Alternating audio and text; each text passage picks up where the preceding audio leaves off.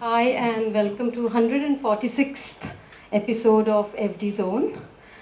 And I want to make, before starting the evening's film, I want to make a special announcement.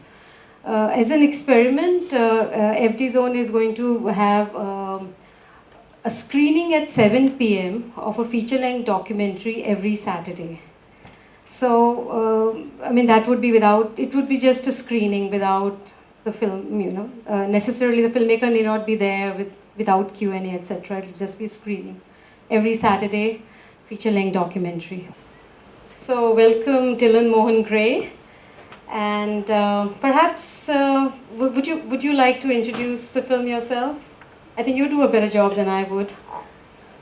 But just a little introduction to you, which I can read out for the people. I'm sure everybody has read about the film, and really thank you for coming here and sharing your film today, Dylan. And his CV is as impressive as his film is, and I just want to read out a little bit of that.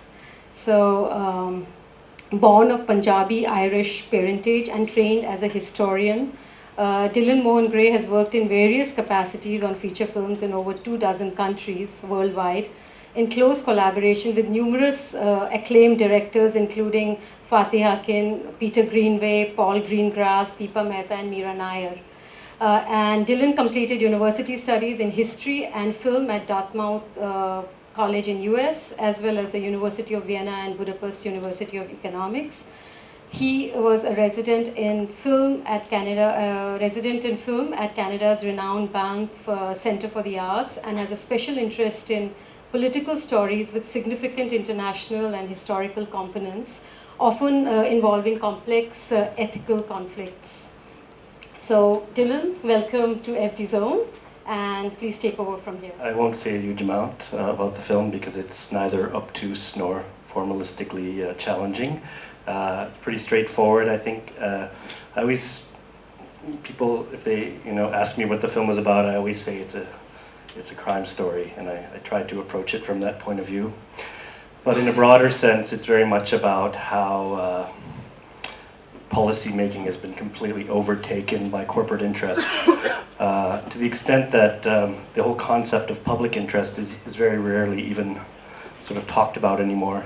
And it's interesting to see now in the US with somebody like Bernie Sanders, who was actually in earlier versions of the film, not this one, declaring his candidacy for president.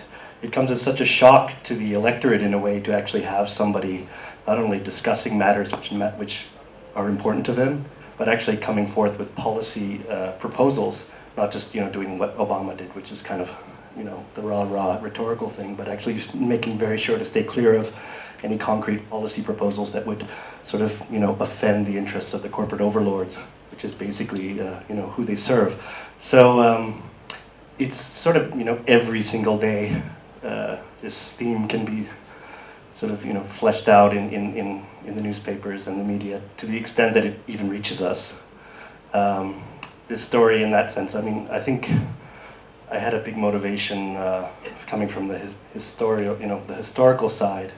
I felt like the story hadn't been told, and it was very, very significant and important. And there was a huge sort of hole in the sort of the human narrative that the story had not been comprehensively told.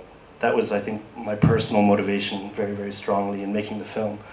But as I began working on it, it just became so clear that it's really almost symbolic for things that are just going on so many different levels all the time. And even to the point where millions and tens of millions of people can die in order to serve, because essentially large corporations feel that there might be a really marginal difference in their profit margins. Tiny, infinitesimal virtually, and nobody would really have a problem with that. That essentially, I guess in a way it's not shocking because we see it all around us, but when you actually spend a few years kind of putting it all together, you realize that this just actually completely has to change, and that's not a utopian vision of any kind. It really is, we're just on a road to utter catastrophe And it's interesting when you take the film around to film festivals, etc., and interact with a lot of filmmakers like yourself, others in this room, who are working on similar types of stories. And the funny thing is, it's, when you start working on them, it's never not as bad as you think it is. It's always so much worse. The problem is, because of the narrative in the media, you actually have to censor yourself and sort of give it to the audience in little crumbs, because otherwise they'll think you're a psychopath. They just simply won't believe the truth. So you find yourself actually having to sort of create a little sort of symbolic IV of truth, and give a few drops until people start to open up their minds a little bit, and then.